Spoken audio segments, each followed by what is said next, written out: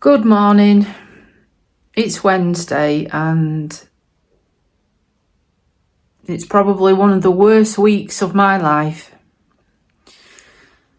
because yesterday I had to make the most difficult and heartbreaking decision in my life to have Mr. Blue being put to sleep. So if you watched the previous video, the short one, you would see that Mr. Bluebeam just declined in such a rapid rate. 1 minute he's all right, and the next minute he basically was paralysed from the hips down.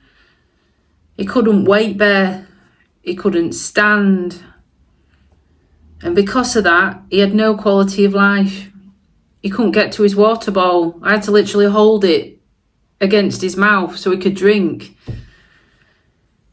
He couldn't then go to toilet. And then we noticed when we took him to the vets that he was just leaking urine all over me as I was trying to carry him into the car. And then again in the vets. He just had no control over anything. And because he had the IVDD back condition, what we think has happened is, I don't know how, but something has moved in the spine, one of the discs, or it's been suppressed, and then it's pressed on the spinal cord, and Mr. Bluebeam has ended up with this paralysed state of his back end, which was absolutely heartbreaking because I had been messing around with his medication for days because he was on a sliding scale, right? Which means you have a low end and a high end. So he's always been on the low end. He's always been on 1 gabapentin, but he could take 6. But I thought that was a bit extreme. But he has to take, between 1 and 2 and then another 2. And so we messed around with the dose. And then I started introducing the pain relief, just giving him a shot of that in the mouth, which he does like that. And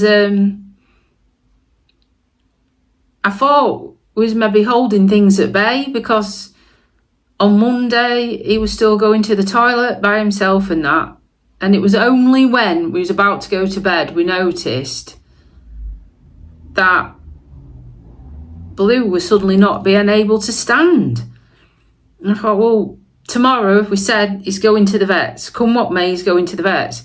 But I didn't know if that gabapentin had turned things off, you see, because of the dosage. Because it has got a side effect where it'll switch stuff off. And I was praying that when I got up in the morning, it had worn off and he was standing.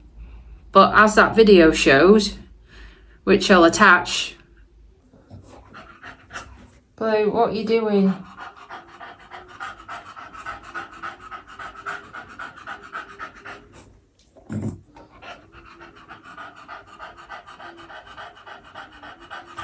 Supposed to be resting.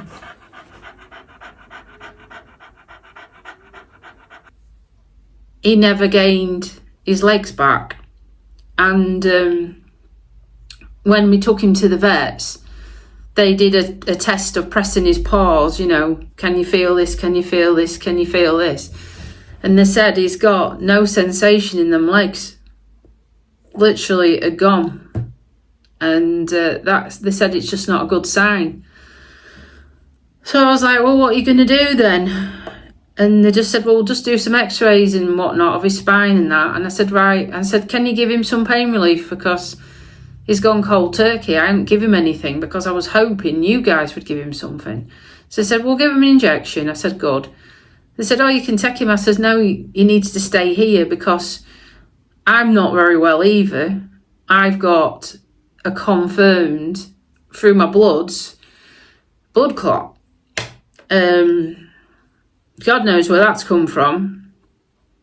So I was trying to deal with being sent from doctors straight to hospital to get these tests done. Blue going in the vets as well because he'd lost his back end. So we both got problems with our legs. And then being rung up in the middle of the waiting room to be told that Blue had declined and he wasn't breathing on his own. He had to have oxygen, and did I potentially want him to be put down? And I was like, well, no, I can't make that decision now. And no, please keep performing interventions. Don't give up on him. So he said, oh, I'll keep going. I went, yeah, please do. It's like they threw in the towel in. I was like, no, he only came in with the back. There was no other issues. So I managed to quickly, well, not quickly, I was probably still there nearly 3 hours. I managed to get to the vets. I walked with my poorly leg and told my mum to meet me there. And then they brought Blue through, and it was just a shell of his former self. He couldn't weight bear on his back legs. He couldn't hold himself up on his front legs. It was like sliding all the time. I thought, well, this is no good, is it? If you can't hold yourself up. Basically, it was like gone to jelly. I thought, this is just not good. And he was breathing like a racehorse. He was shaking uncontrollably as well. And I went, why is he shaking like this? His little eyes looked like they were going to pop out of his skull. And they said, it's because we've had to cool him down and then we've warmed him back up again. I went, all right, okay.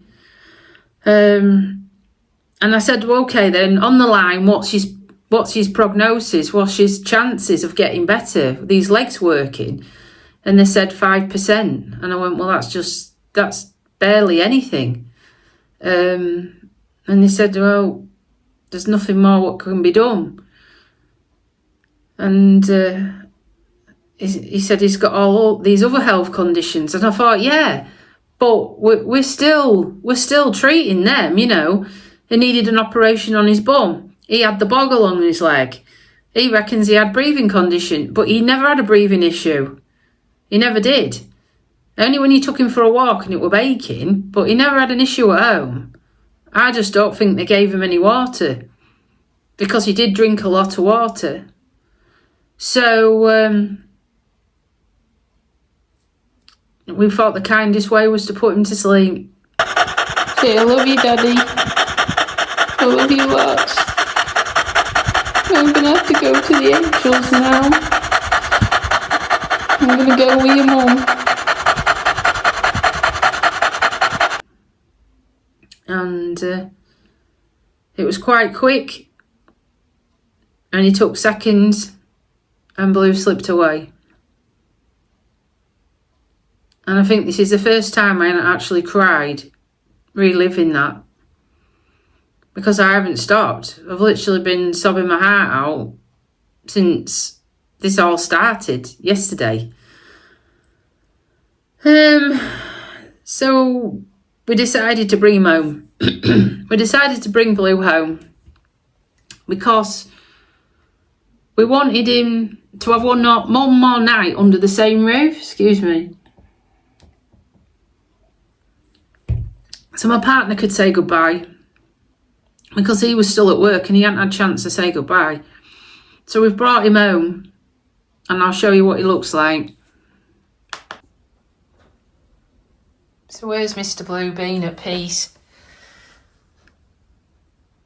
Snuggled in his bed. I put his bandana on, look. Got little dog. Bless your cotton socks, haven't we? I know. So it's been really, really weird, guys. Really weird, because every time we've looked, from different angles, it just looks like Blue's asleep in bed. But the only difference is he's not snoring. And if you've been watching this channel, Blue snored like a little pig. I mean, I could hear him when I was in bed. So yeah, this is not the outcome I wanted. I thought we was gonna maybe have back surgery and get him fixed and all the rest of it, but it was too late.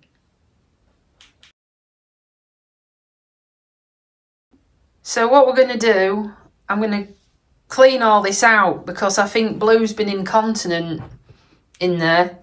So I'm going to clean all that out, put all the blankets in a bag to be washed, and we've come up with a good idea. So Blue's going to be cremated between 4 and 5 this afternoon, and I've got to pick an urn and stuff like that, and I'm going to ask if I can have some of the ashes so I can get them put into a pendant, and then I can always wear it, and it can be close to my heart, because I thought that was a lovely thing to do. So I need to research that and obviously let them know to keep some of the ashes out before they seal it. We did talk about burying him in the garden because he loved being in the garden. But I don't know. We just didn't think that was right.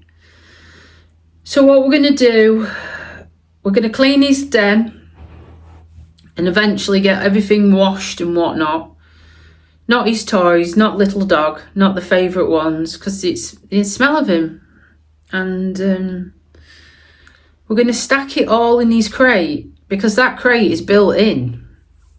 It can come out, but it's hard work. So what we've decided is, when I bring Blue home, when he's been cremated, which will be probably tomorrow or the day after, more likely tomorrow, we're going to put his ashes in his den. Not sprinkle him, but put the pot in there so it looks like he's in bed. Yeah, it's just going to take a long time to get used to, because like I was saying before, I used to have a cup of tea and I used to let him have the last couple of spoonfuls, and when I had my breakfast, I'd put my breakfast down and he'd finished that bit off, and I actually caught myself doing that this morning. It's awful. The house is just soulless. There's no Mr. Blue being prattling about, scratching himself, me shouting at him barking at people walking past, him rolling around on the carpet. There's none of that. There's none of it. And the thing is, with like my coasters, and I've got Blue on my watch, I've got slippers, pyjamas, trays, cookie jars. I've got everything with Blue on. So scarves. It's just constantly being reminded that you're a Frenchie mum. But now I haven't got Mr. Bluebean. So, yeah.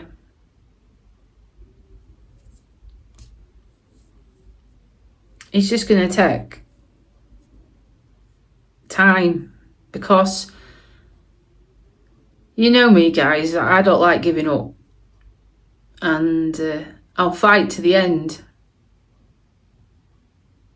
and I won't ready to give up.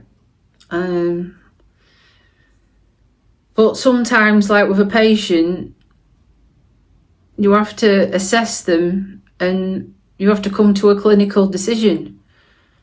And my decision was made on the clinical advice I was given by the vet, how Blue was presenting in front of me, and the video footage what I've shown you of Blue just not being able to stand. And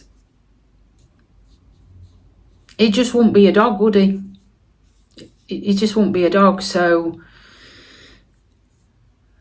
I think I did the right thing. I have been mulling things over and doubting myself, but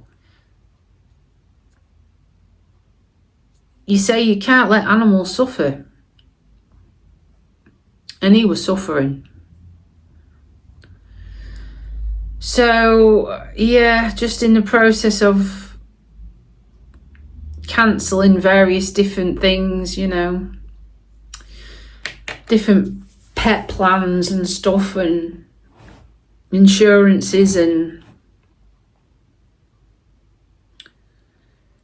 we have got a trip booked as well for my birthday, and we'd booked him in kennels only recently.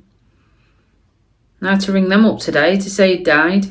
It's just crazy. The thing is, we only went to Goodwood like a month ago and Blue was in kennels. Living life. Had a bath. Running about. Now I'm planning his funeral.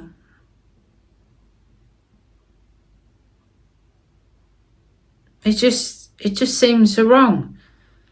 His birthday was literally less than 4 weeks ago. He'd only turned 7. I mean, to me, that is no age at all. It's not even classed as a senior dog. And I'll just show you over my shoulder if you can see. See that dog food? I only got that delivered on Sunday. That cost £45 with discount. Special dog food for Blue. His skin, his back, everything. And I was like, right, we'll try it, you know. We'll try something new. We'll change his food. He loved the food, but he didn't get to eat any. So it's like, what a waste. All that effort I went to get him proper specialised food, and he never got the benefits.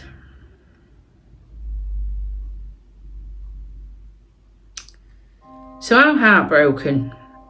Absolutely heartbroken. And while all this was going off with Blue, I myself am sick as well. I've been having pain in my left calf probably for about 4 or 5 days. And I thought, I've strained it at the gym. But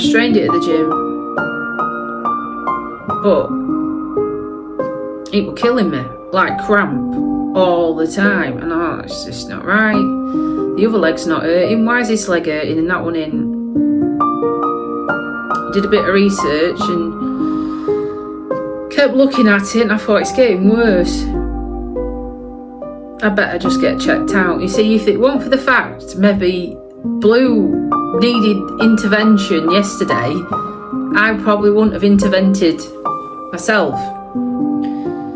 So in this mayhem of trying to get Blue sorted, I then went to the GP, got booked in, and went to see a nurse practitioner.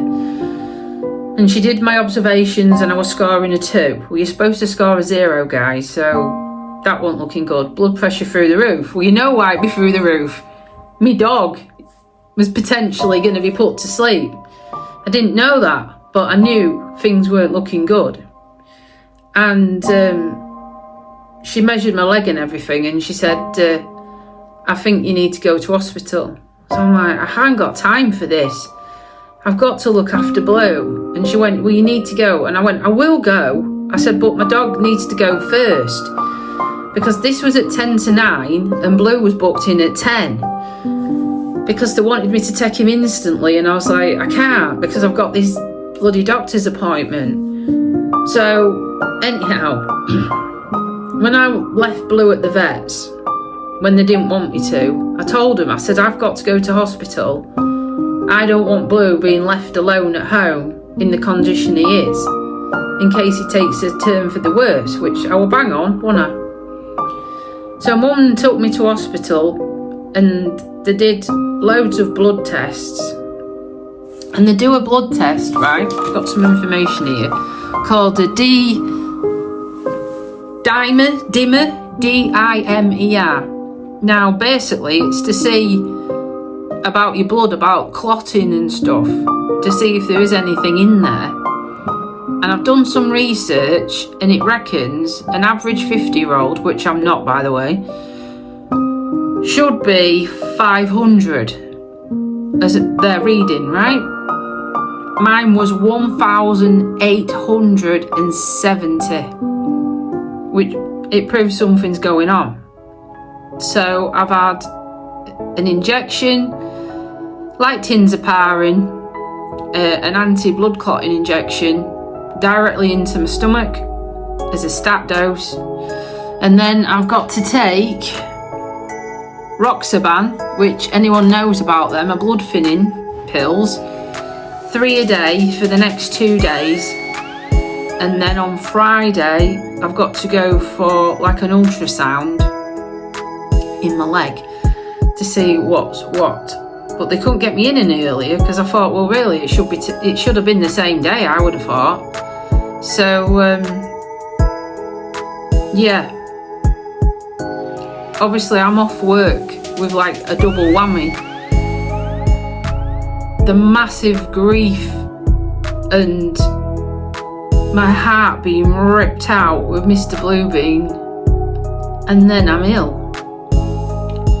So yesterday, you just couldn't write it. You just couldn't write it.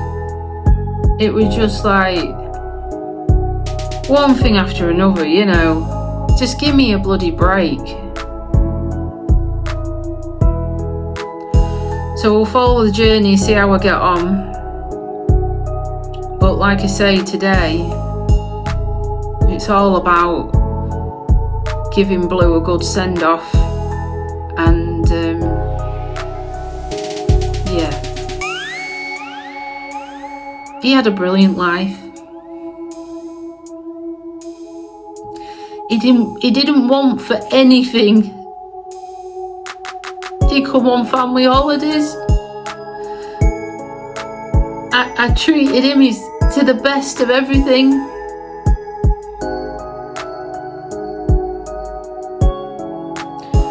I mean, how many dogs know he even had a YouTube channel, hey? You know, it's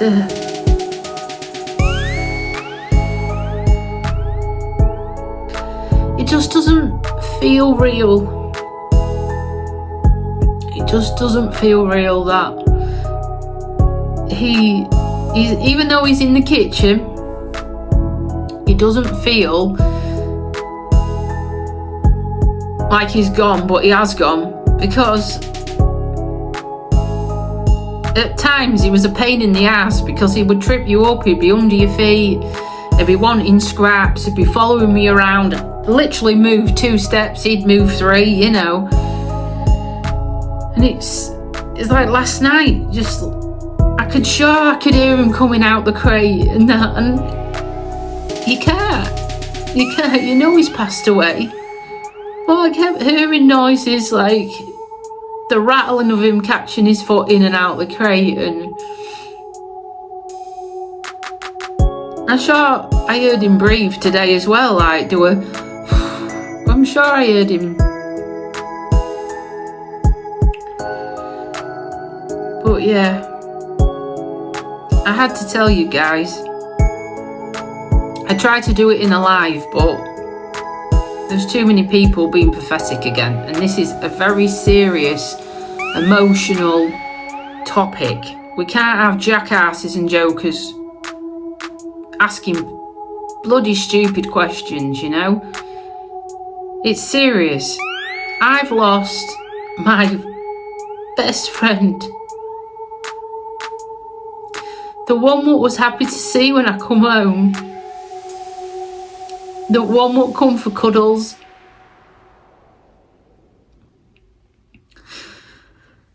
He was just there all the time, a listener.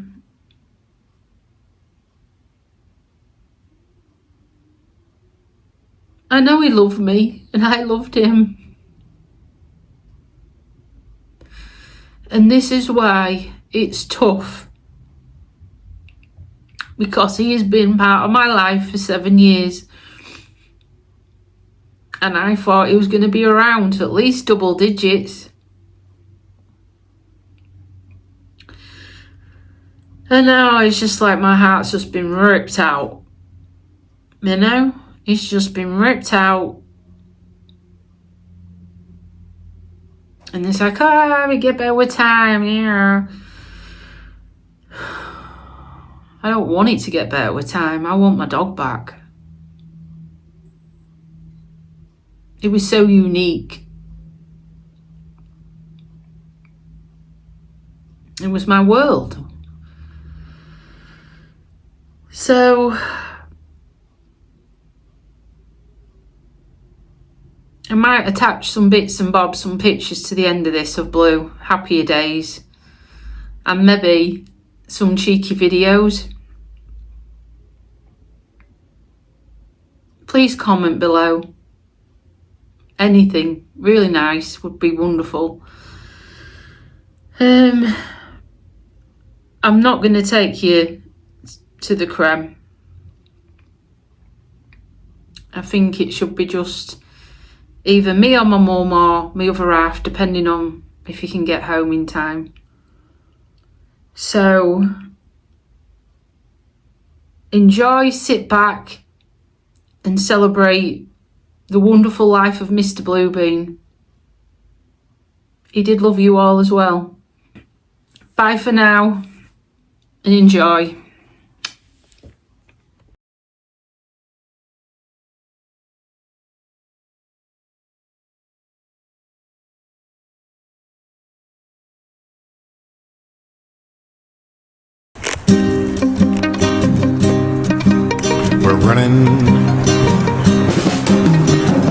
We're running from the dark. We're running from the pain. We're running from a broken heart. We're running from the insane. We're running from the fear. We're running from the storms. We're running from the trembling earth until we run no more. Yes, all we